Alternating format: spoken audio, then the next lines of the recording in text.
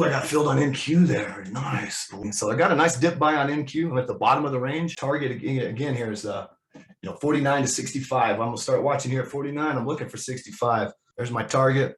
Order filled. Paid myself there on NQ. So I mean, I'm not looking to try to buy any more dips now. That was it.